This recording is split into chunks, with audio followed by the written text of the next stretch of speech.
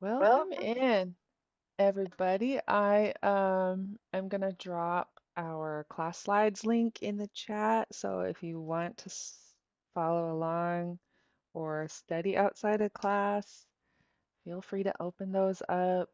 All the information we're going to be teaching you today is in our slides. But yeah, welcome back. It's Thursday, September 25th already today. This is our fourth week of class. Um, we have new students joining us, and I already mentioned before that we always welcome new students, even if we've had a few classes behind us already. That's not uncommon at all. We want you here. We want you to feel welcome.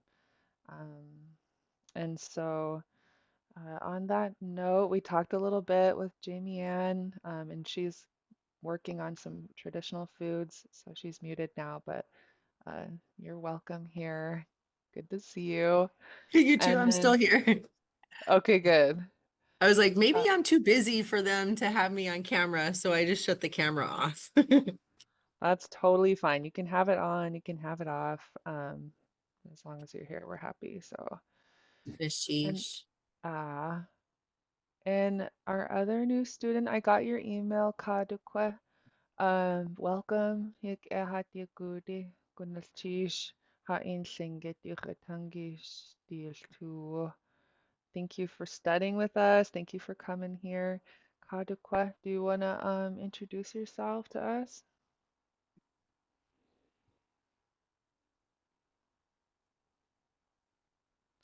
Just so you know, you're muted. I know that Zoom can present some challenges when you come to speak to the class, but if you're new to Zoom, there's a microphone button at the bottom of your screen. If it's red and has a line through it, you're muted. If you want to unmute, just click on the microphone and it'll let you talk. Not to put you on the spot, I just want to give you a chance.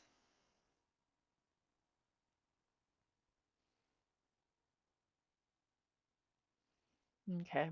Um, keep moving, but if you want to speak up through class, just let us know. Don't be shy. And yeah, so today um, we have some follow-up questions or responses from your questions on Tuesday. So we'll open our class today with some responses for those questions you had. And then Shirley's going to share some cultural knowledge with us since we've been talking about berry picking, um, phrases that her mom used to say before going into berry picking grounds. And we're going to talk about those today. So that will be a treat. All right. Um, so before we go into the questions that we had on Tuesday. Are there any comments or questions from anybody? Just I want to open it up to you if there's anything on your mind that you're thinking about. Um, Feel free to unmute and ask or share or type in the chat. I follow the chat as we go. Any questions or comments?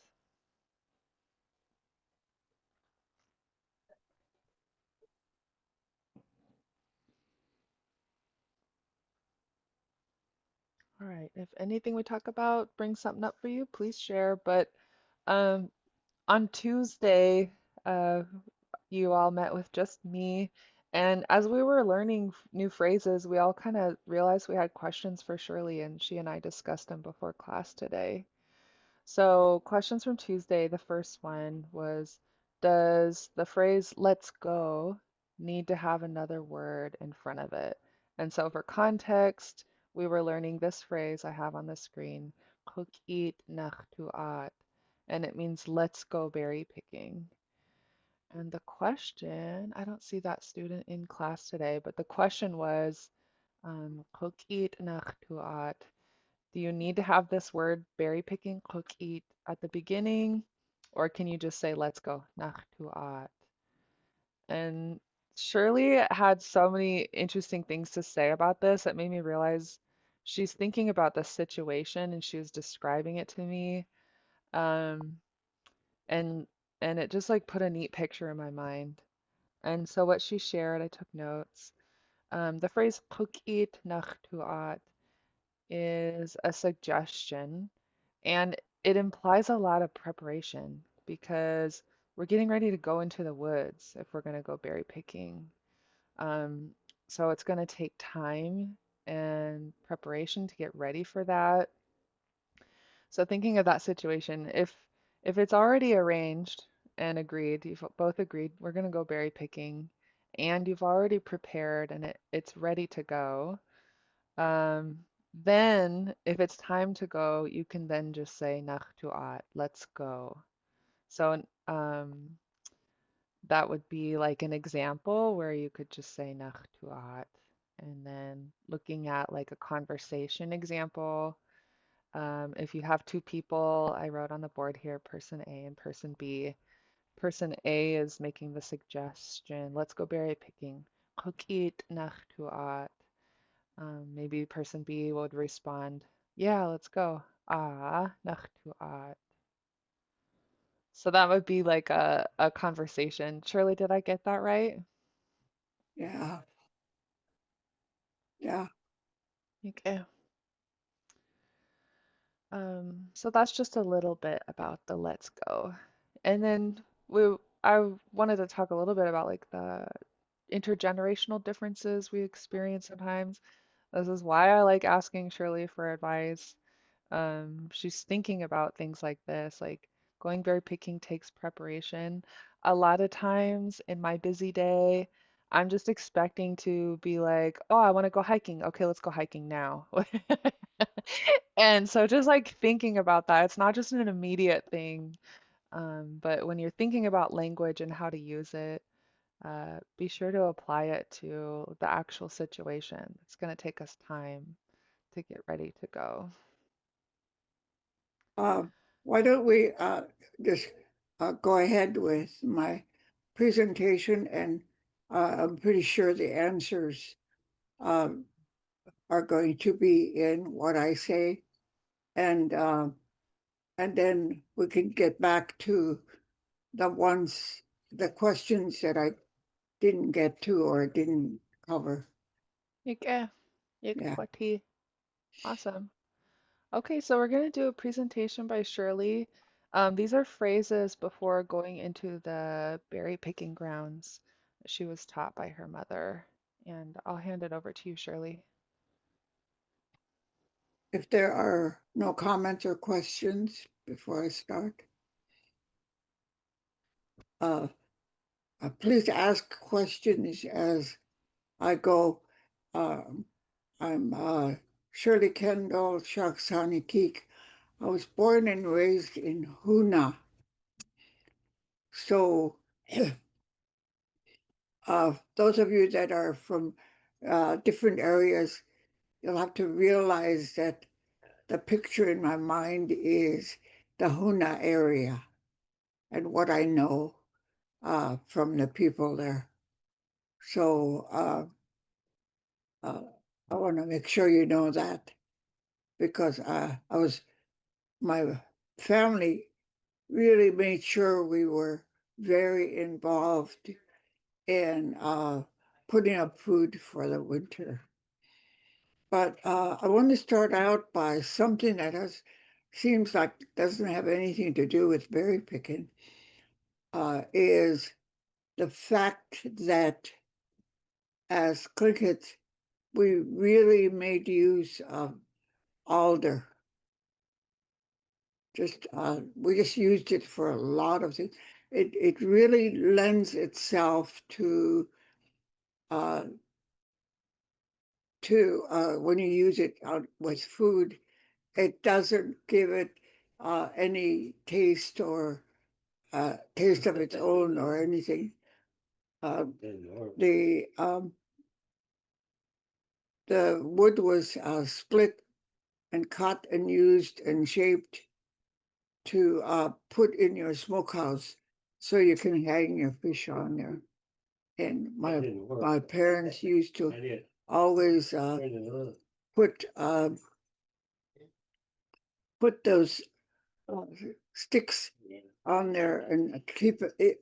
I think my dad used to keep it clean, and always if we had to get some new ones, they would put new in there. And then it was used for uh, smoking meat and fish.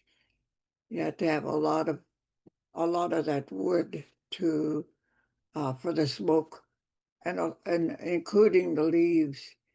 And the reason I'm talking about this is uh, alder grows really fast and everywhere. And I think we kind of controlled it by the fact that we used it so much for so many things. So it was important, and things like that is not really happening now, where people would rather freeze their food. So the alder is just kind of taking over everything. And um, when you go into the woods and you to look for berries, you're running into all these alders. And my mom used to give a warning: too many trees, too many worms. That's all she used to say. So we always tried to pick berries that were out in the sun. If there's a lot of trees, uh, giving shade is perfect for the berries to have a lot of worms. So somebody mentioned that they tried to pick berries and it had a lot of problems with it. So that was the one thing I learned from my mom. So we used to try to go into more open spaces. And like I say, the last time I was close to the woods, it was really beginning to be overtaken by alder. So it's just a problem. So you're going to have to keep a lookout for that, to pick your berries in a more open area where there's a lot of sun and the rain can get to it. Uh,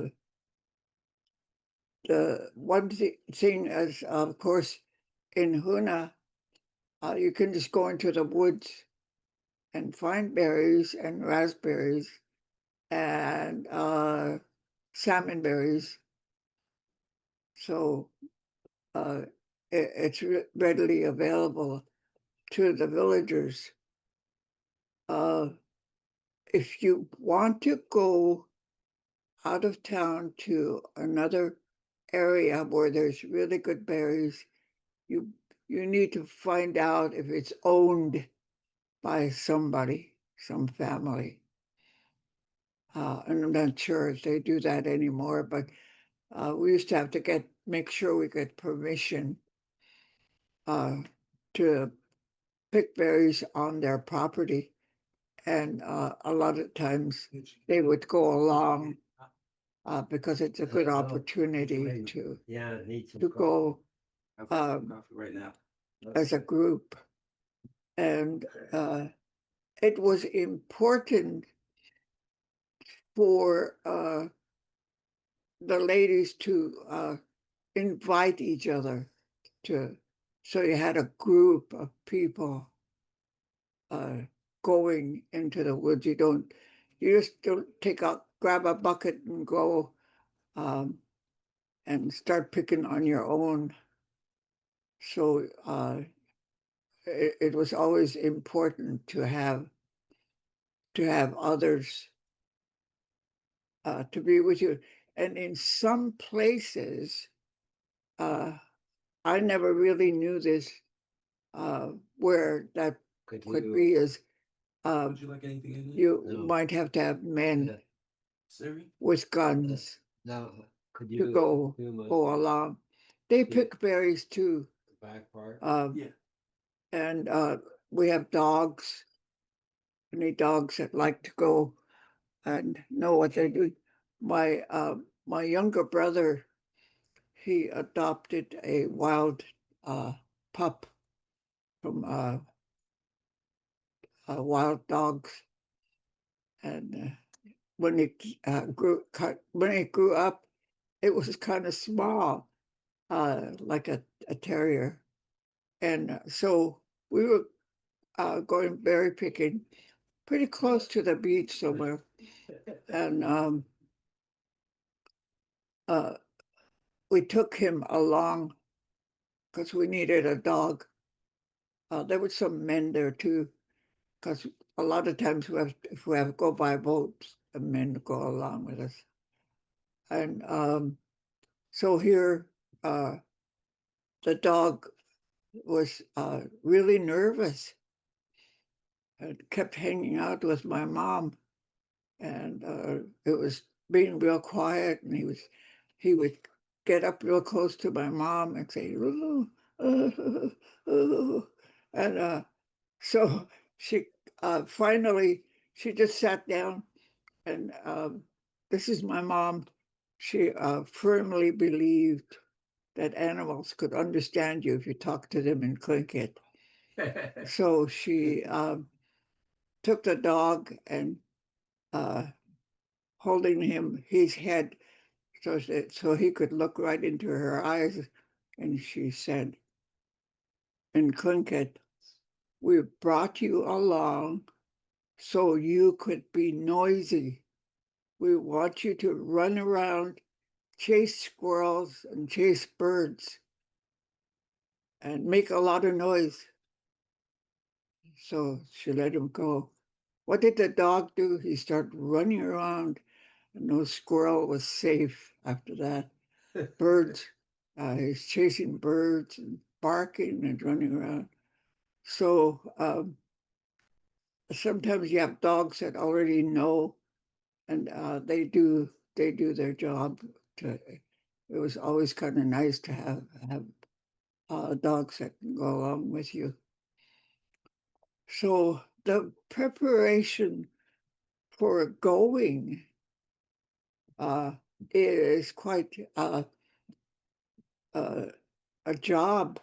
So I don't know how the ladies, if it was one person's idea or a group of women talking and saying, let's go, is they get together. And like I mentioned, you just don't go alone. It's too dangerous. It was uh,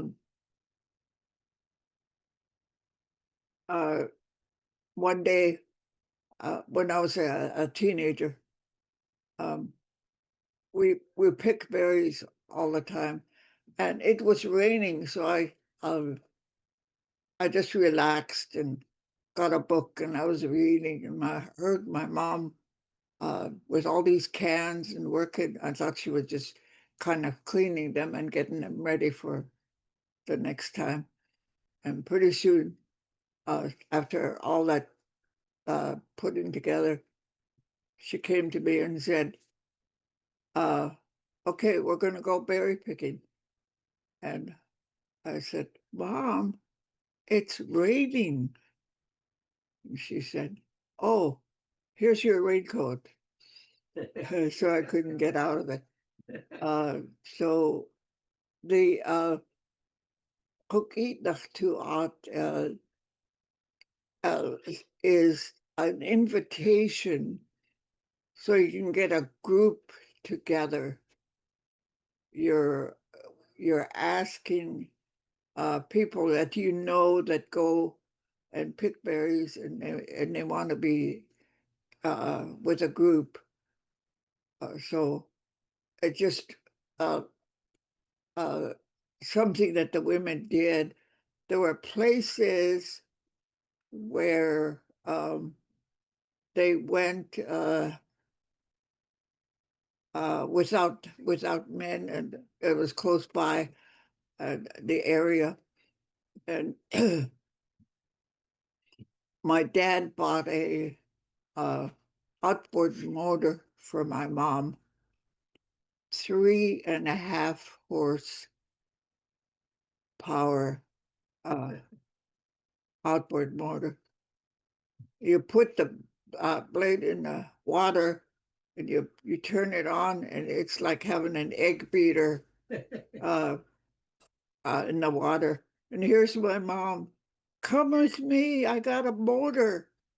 And she was inviting all these people, all the ladies come running with their buckets and their snacks and everything. And they all jump into the boat with the dog and everything.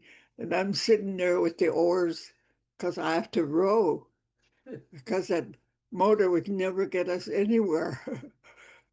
So I rode all the way to rode. The ladies were busy telling stories and eating. While Shirley was talking about Alder, I was working on the poster, the Alder poster, because I'm like finding places to hang things here. And this one that I put up is like Alder is build community. And then it says, how can I contribute to the health of my community? And so these are like social emotional teachings of plants that I'm posting up in the kitchen here. But I thought, wow, I'm actually working on the one that she's talking about. So I thought that was really special. Share it with you guys. Thank you for sharing.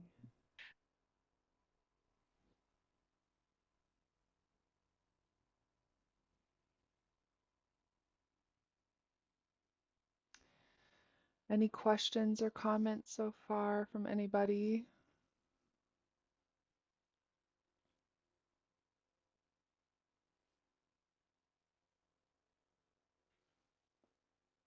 I have kind of a question.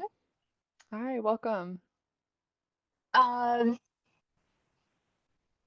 I'm not sure how to phrase it, but is there like something or anything that we're supposed to say like when we're uh, taking from the land?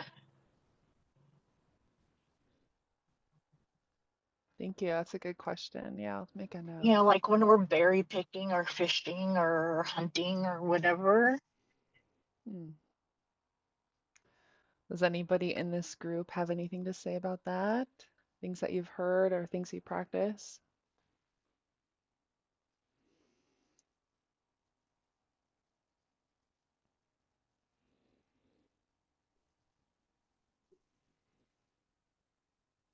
Um, well, it's like respecting with harvest or respectful harvesting kind of thing. Um, and a reciprocal relationship between us and the plants and whatever we're harvesting, animals. Um, I'll tend to thank the plants, even ask permission. Like, can I pick from you today? And even listen and see if I get a hard no. Uh, Hmm.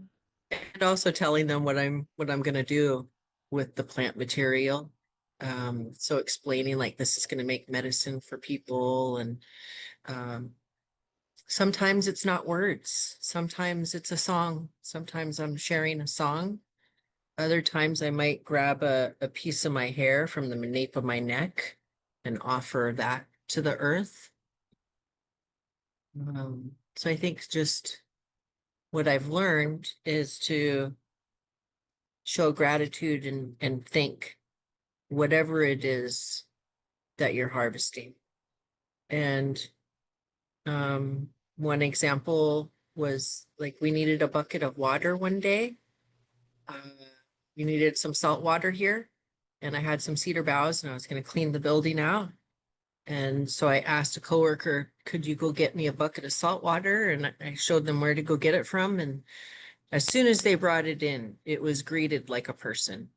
You know, it was, oh my gosh, I'm so happy to see you. Thank you for being here.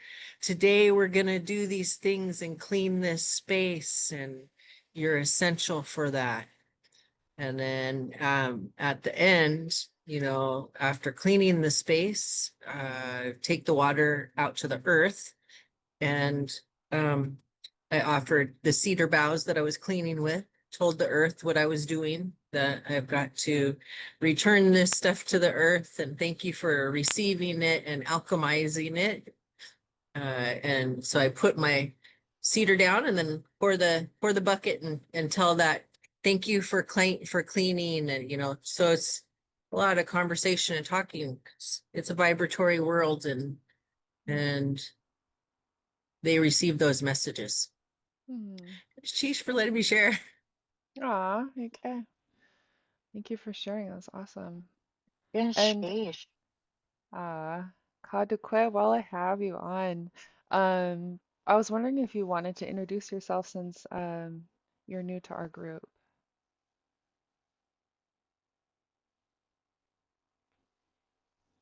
Yeah. Uh, mm, my name is Lynn Johnson. My parents were Raymond Johnson and Irene Houlis. My Tlingit name is Kalaliku, and I'm from the Kilwell Dorsal Fin House in Cluckwood. Teach Kushi. Okay. Oh, I reside in North Pole, but originally grew up in Haynes and Cluckwood. Okay. Goodness, geez. Thanks for joining us. It's fun to have you here, and it's good to hear your voice.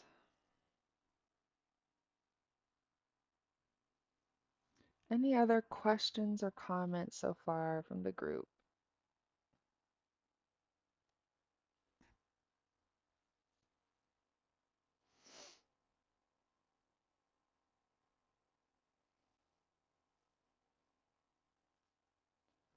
All right, then you're here to learn language. So, while we're waiting for Shirley to come back, let's go ahead and practice these phrases. We started them on Tuesday. We're going to be putting them into conversations with each other. And so let's practice our pronunciation. So if you're brand new to the class, just so you know, if you see this mark, this apostrophe after a K, that lets you know to make that sound pretty sharp sounding. And so instead of keet, it would be keet. And you see the same thing after the T. So instead of a pinched T, or instead of a T sound, you make it sound a little sharper. So same thing. Let's go ahead and practice this part of the word. Repeat after me. Keet. Yeet. Uh, and just so everyone knows, you're welcome to unmute your microphones and repeat after me so I can hear your voices. And let's do it again. Keet. Eat. Mhm. Yeet. Okay.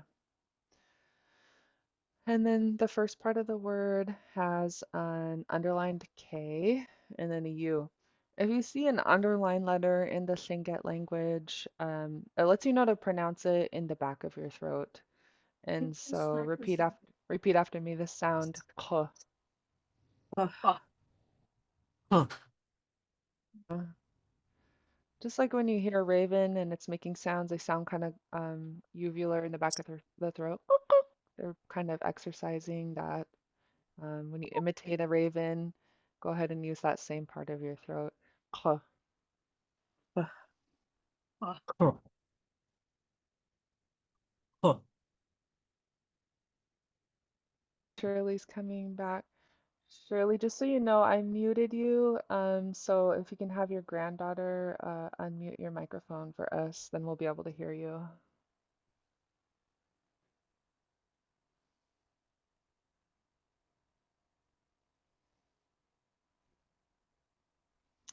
So let's do this word again. The whole word, repeat after me. Cook, eat. Cook. Eat. Mhm. Again, cook, eat. Cook. eat, Eat. Eat. Eh. And then this is a phrase Shirley talked about today. Let's go berry picking. And the first word, eat, means berry picking. The second word, nachtuat, means let's go. So let's practice just this word for let's go. Repeat after me. Nachtuat. not Nach. too Too hot, hot. Nach. Too hot. Eh. Again, one more time. Nachtuat. not Nach. too Nach. hot, Too hot. The first word, eat. Cookie. Eat. cook, eat, Eat. And the whole phrase, eat nachtuat. Eat. Nach. cook, Too hot. eat, not too hot, Eat. Nach. Too hot. And and then say you went and then you're talking about it from when you're going from let's go nachtuat to we went, it changes to this word. So try this one, repeat it after me. Wutuaat. What to too hot, Too hot. Shirley, just to check in with you, you're muted right now. So if you want to ask someone unmute you, then we'll be able to hear you.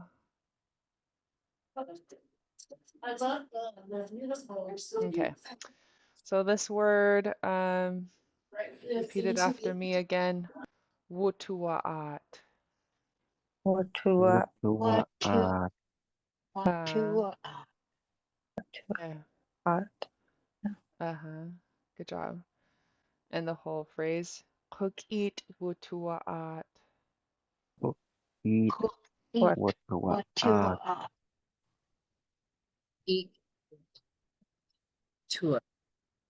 Uh, so back to the top. Let's go berry picking.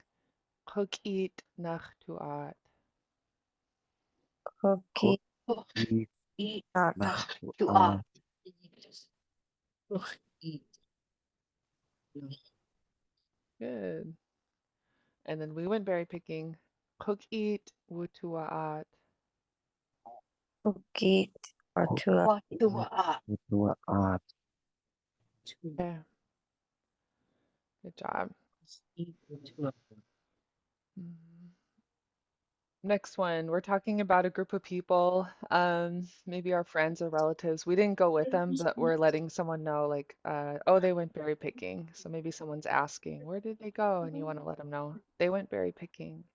Now instead of wutuaat for we went, you're saying they went, and so it changes. This part changes to haswuat. So repeat this part after me. They went haswuat. Has to art. Again, haswuat. Has art. Okay. So let's try the whole phrase. Eat haswuat. Cookie. eat, Has art. Good job. Any questions so far?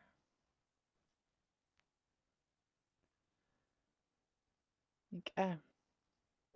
Um, let's go to our dialogue. I think that's a good amount just to be practicing. We'll do them one more time from the top and then to our dialogue. So first one, repeat after me. Eat. Cook. eat, And then let's go berry picking. Eat nachtuat. eat, not too Art. We went berry picking. Eat wutuaat. eat, Eat.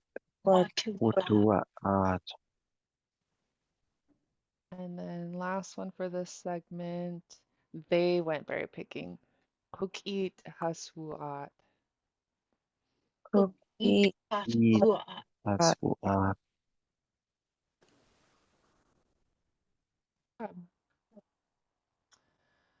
Okay, so we're taking these berry picking phrases and starting to pull them into a conversation practice that we want everyone to be able to do. So just to reground in that, this is one of the lines from our dialogue.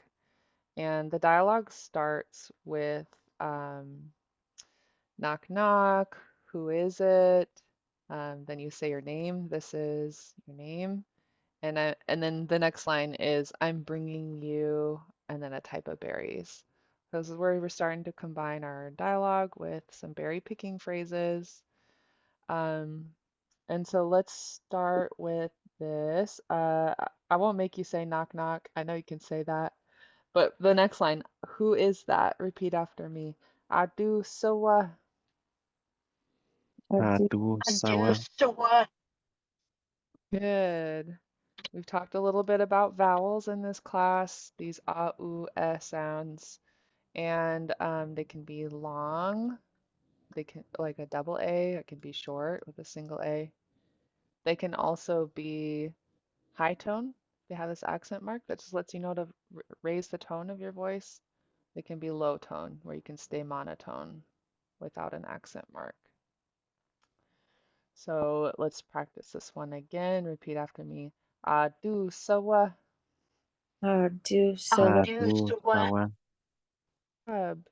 And then my name is Nila Toga, so that's what I'm gonna say. And then Aya just means this is. So this is Nila Toga. I would say Nila Toga Aya. You can put your name in the blank and repeat after me. Nila Toga Aya. Nila Toga. Suni ande idin aya. And Ah, I, okay. I was trying to say I Uh, was you. we're I gonna was just confuse following your everybody. lead. Um, And then we're gonna put a berry type in this next blank and say I'm bringing you these berries. The I'm bringing you part is this. Let's start with these first two words. This is for you to eat. Repeat after me. Eat. Ik I Ace. ace. Good. Ace. Yeah, good. This I is your. A is mouth. And then this little S gets added to it. It's like for your mouth, for you to eat. So repeat after me. Eat ace. ik I ace. Ace. Um, and then here I brought it. Repeat after me. Hot kwesi in. What? At I see in. wati Let's see. in. In. Good. Again. Hot kwesi in. hat At Bossy Hot. in. in wati Fussy. in. In. Let's do the whole phrase. Ik ace hot kwesi in. ik Is is I hat ace at bossy in. wati in. in Job. We have some new students with us today. Does anybody have questions about any of these sounds? We have an underline XW. We have like a pinched underline X. You want me to practice any of those with you?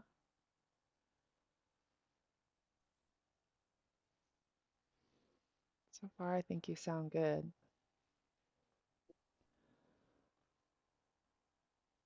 So let's practice these lines using the berry types.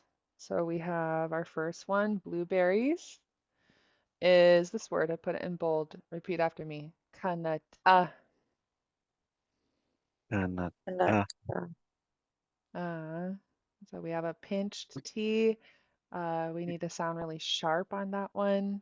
And then we have a little high tone short A after. So your tone goes up at the end of the word. One more time, repeat after me. Kanata. kanat Kanata. Uh, Good. So there's blueberries, and then I brought it for you to eat. Ikes hot huesi in. ik is I hat ace bossy bossy at in in. wati in. Good. This underline X is pronounced in the back of your throat. You make a little friction just like as if you're snoring or teasing someone if they made a joke and it's not that funny. And so let's practice just this word. in.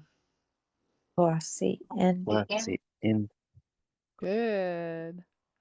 And then the other underlined X we have is pinched. So you're just gonna snap your teeth on and make it sound really sharp. And repeat after me.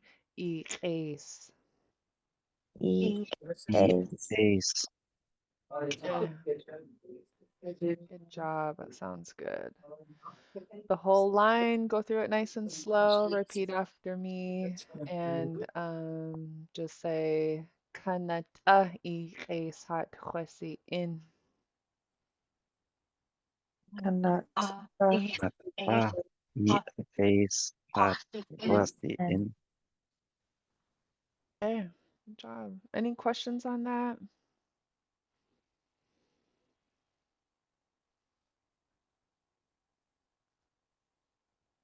Okay, next one is wild strawberries. Uh, these are so good. A lot smaller than the ones you buy in the store, a lot sweeter. And the Tlingit word for them is shak. So repeat after me. Shak. chuck. Shack. Sound good. In the English language, you don't have a W at the end of a word after a consonant like this, after a K. So if you're new to Tlingit, that might be a challenge. But all you do is round your lips and breathe out the K sound. And because your lips are rounded, it's going to make a unique sound that's pretty different than if you just end it with a K. So round your lips when you get to the K and repeat after me. Shak. Chuck. Shack. Okay. And the whole line, repeat after me. Shak I resat kwesi in. Shaku. Shack. E E ace. ace hat Was quasi in. and Okay. We'll do a couple more of these and then I'll let you go for the day. Let's start from the top. For repetition, repeat after me. Kanata I resat kwesi in. Kanat Kanata E e ace. ace hat quasi in. And Okay. Next one, I'm bringing you wild strawberries to eat. Repeat after me. Shak I resat kwesi in. Shaku. Shack. E ace hat quasi in. And Good. So let's do one run through in the dialogue, and then I'll show you a slide for this last one. Let's start with person B's line. Repeat after me. Adu sawa. Adu Sawa. Adu sawa. And then say your name here in this blank. I'll say Nila Tora Aya. Das huni ande ijen aya. Okay, good job. And then the last line, I'm bringing you blueberries to eat. Repeat after me. Kanata I resat kwesi in. Kanat a E i ace. ace hat At quasi in. and Eh. And I think we'll end there today. On Tuesday, we'll pick up where we left off with Shirley's story. Any questions or comments before you go?